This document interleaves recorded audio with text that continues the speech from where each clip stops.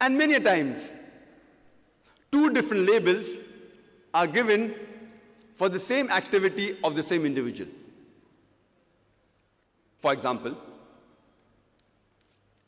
more than 60 years back, when we were ruled by the Britishers, when they were controlling India, there were certain Indians who were fighting for their freedom.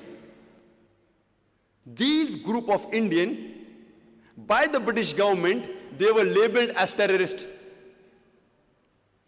But those same people, by the common Indians, we call them as patriots, as freedom fighters. Same individual, same activity, two different labels. One group is calling them a terrorist, the other group is calling them freedom fighters, patriots. Same individual, same activity, two different labels. Therefore, before you give a label, you have to try and find out what is the reason that the person is giving the label. If you agree with the British government that Britain had a right to rule over India, you would call all these people as terrorists. But if you agree with the view of the common Indians that the Britishers came to India to do business, they had no right to rule over us, then you would call these people as freedom fighters. Same people, same activity, two different labels. And I'd like to give you one more example of Nelson Mandela, who was the ex-president of the new free South Africa.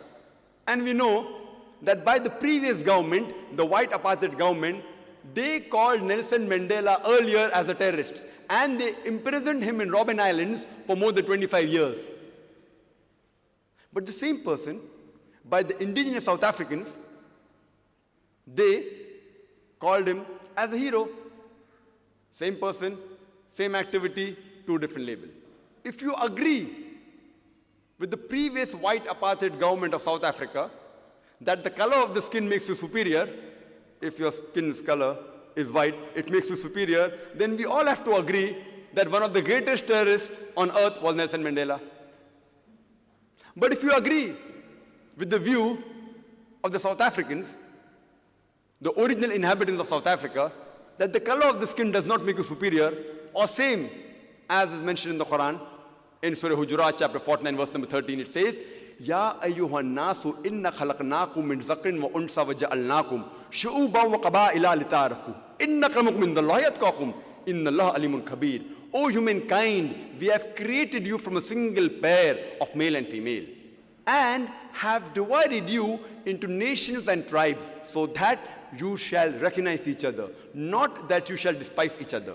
And the most honored in the sight of Almighty God is the person who has taqwa.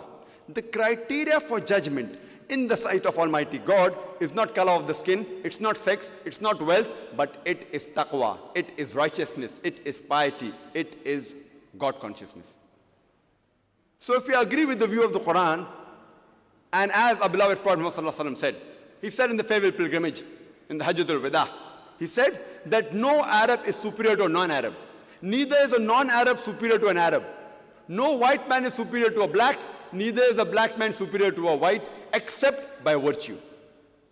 So if you agree with the view of the Quran and the saying of the beloved Prophet Muhammad, you would not call Nelson Mandela a terrorist, but you would call a person who's fighting for his rights. Therefore, before any person gives any label to any individual for any of his act, we have to first analyze for what reason is he doing the act.